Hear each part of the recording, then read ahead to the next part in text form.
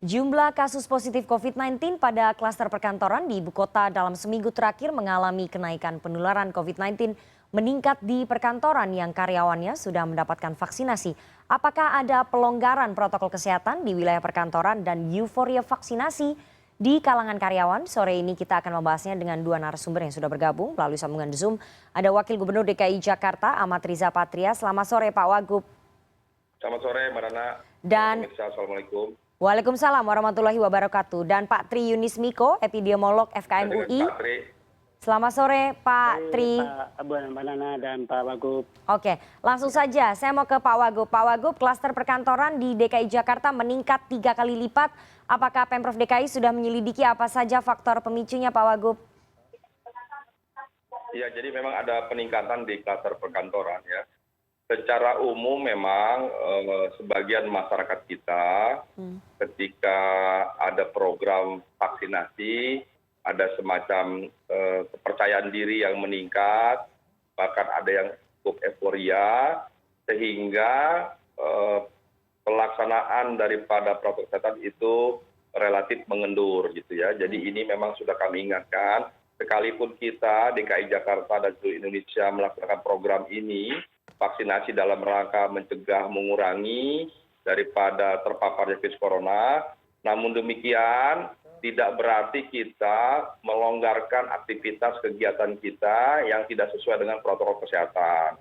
Justru dengan semakin tingginya pelaksanaan vaksin di DKI Jakarta dan mungkin juga di Indonesia tentunya, kami minta seluruh warga Jakarta justru meningkatkan protokol kesehatan, meningkatkan 3M. Tugas kami meningkatkan 3T. Dengan demikian kita berharap penurunan daripada penyebaran akan semakin signifikan apabila tingginya program vaksinasi diikuti dengan tingginya ketertiban dan kesadaran warga melaksanakan protokol kesehatan.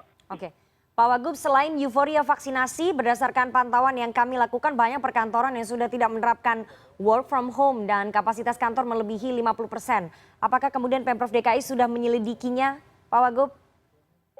Ya, itu juga sudah kami ingatkan, semua harus melakukan protokol kesehatan, tidak boleh lebih dari 50%. Dan kami minta para pimpinan di seluruh kantor atau para pimpinan pengusaha dimanapun agar memastikan karyawannya sesuai dengan kapasitas yang diberlakukan, yaitu tidak boleh lebih dari 50%. Jam kantor juga sudah diatur, bahkan pergi dan pulang diatur, jam makan diatur, agar berjarak, agar tidak terjadi interaksi, tidak terjadi kerumunan dan sebagainya yang berdampak pada penyebaran COVID. Untuk itu kami minta ada kesadaran yang tinggi dari seluruh karyawan dan seluruh warga untuk terus menjaga protokol kesehatan dan meningkatkan kesadaran kita.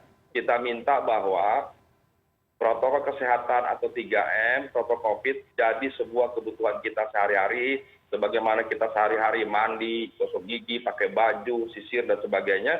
Jadikanlah protokol kesehatan sebagai kebutuhan sehari-hari. Kalau itu kita lakukan, insya Allah kita tidak hanya bisa menurunkan, tapi kita betul-betul dapat memutus mata rantai penyebaran COVID. Oke, Pak Miko, apakah Anda juga sepakat bahwa euforia vaksinasi di kalangan karyawan yang sudah divaksin, kemudian adanya kelebihan kapasitas lebih dari 50% yang masuk kerja, work from home ini tidak banyak lagi di perkantoran, itu menjadi faktor-faktor pemicu melonjaknya angka kasus positif di klaster perkantoran, Pak Miko? Ada benarnya, tapi ada yang prinsip yang mungkin terlupakan begitu. Working from home sekarang ini adalah working from home termasuk social distancing ringan. Kalau itu social distancing sedang, maka ya orang-orang yang bekerja harus membawa surat tugas. Itu social distancing sedang. Kalau berat ya artinya di off sama sekali, sama dengan sekolah di off sama sekali. Jadi menurut saya social distancingnya ini masih ringan. Yang kedua adalah karena pengawasannya di kantor-kantor itu sekarang abai begitu. Pengawasan di transportasi umum juga abai. Coba kita lihat kereta api dan jalan tol saja. Itu padatnya minta ampun begitu. Jadi menurut saya kalau itu tidak diatasi, kalau kemudian kantor-kantor itu tetap saja tidak mematuhi protokol yang ditulis dan tidak semua protokol itu tertulis di bagian-bagian tertentu di tempat makan begitu ya paling tidak penularannya tidak akan pernah berhenti. Begitu, Mbak. Oke, artinya tapi selain social distancing yang masih rendah, euforia vaksinasi itu juga turut menyumbang ya? Artinya karena sudah merasa sudah divaksin, kemudian para karyawan ini tidak melakukan social distancing dan tidak menjalankan prokes dengan benar begitu, Pak Miko? Bisa disimpulkan seperti itu? Ya benar, ya itu benar pada orang yang berpendidikan SMA ke bawah. Kalau SMA ke atas, saya pikir dia udah mengerti. Saya pikir dia tetap, kalaupun euforia tidak mungkin dia akan benar melakukan protokol kesehatan. Jadi menurut saya benar pada pendidikan yang rendah atau SMA ke bawah, Mbak. Oke, Pak Wagub, selain mencermati pelonggaran protokol kesehatan di perkantoran seperti yang tadi disebutkan oleh Pak Miko, social distancing-nya ini masih rendah, pengawasannya juga mulai melemah, tapi banyak juga pelanggaran protokol kesehatan di restoran, kafe, dan juga mal yang kemungkinan itu dilakukan oleh para karyawan setelah mereka pulang kantor. Apakah itu juga turut menyumbang lonjakan kasus, Pak Wagub?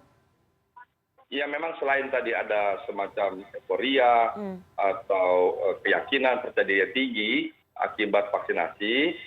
Yang kedua juga karena memang kita sudah setahun lebih adanya pandemi ini, maka ekonomi menurun. Banyak pengusaha di beberapa bulan terakhir ini meningkatkan kinerjanya, melakukan optimalisasi, sehingga memang terjadi interaksi mobilisasi yang lebih tinggi daripada bulan-bulan sebelumnya. Ini juga salah satu penyebab tingginya peningkatan di perkantoran karena memang sudah setahun ekonomi kita akibat vaksin ini menurun drastis, sehingga para pengusaha harus mengambil tindakan, sikap, dan terobosan-terobosan dalam rangka meningkatkan pendapatan dan sebagainya. Kemudian yang ketiga, memang karena sudah setahun juga sudah cukup lelah, capek, sehingga mungkin pengetatan pengawasan berkurang. Untuk itu kami minta seluruh warga Satgas di setiap perkantoran, setiap tempat, jangan lengah, jangan lelah, terus kita bekerja sama memastikan bahwa seluruh protokol kesehatan dapat dilaksanakan dengan baik. Terutama di perjalanan pergi dan perjalanan pulang bagi karyawan, buruh, dan para pekerja, itu juga menjadi tempat-tempat dimungkinkannya terpaparnya virus corona. Untuk itu kita minta setiap kantor mengatur jam masuk dan jam pulang secara bergiliran atau berkala, sehingga tidak terjadi penumpukan di tempat-tempat seperti di pelabuhan, di stasiun, di terminal, di halte, dan tempat-tempat lain. Oke, tapi selain di tempat-tempat seperti untuk berangkat ataupun pulang kantor para karyawan, apakah tempat-tempat yang biasa untuk nongkrong dan juga makan siang para karyawan seperti restoran, kafe itu juga harus juga diawasi lebih ketat lagi begitu, Pak Wagub?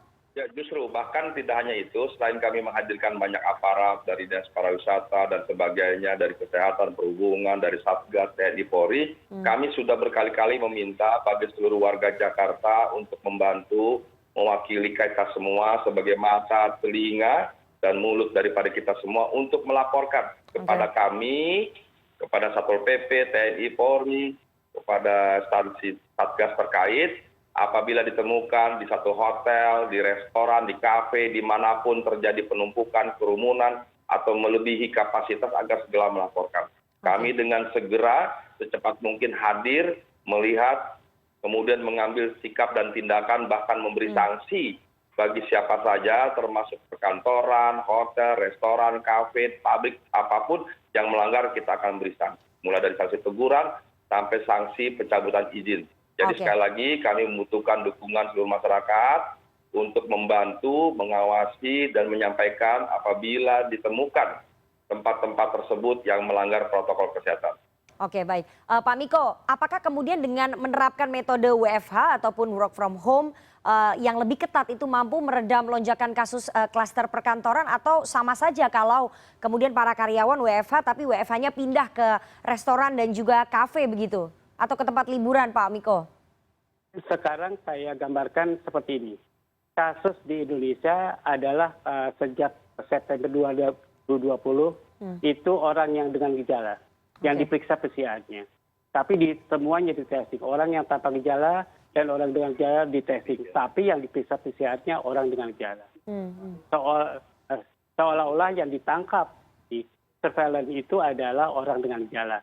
Kalau yang dilaporkan itu orang dengan gejala, itu proporsinya dimanapun di dunia itu proporsinya 20%. Orang yang tanpa gejala adalah 80%. Sehingga kasus yang ada sekarang di Indonesia dilaporkan 5.000.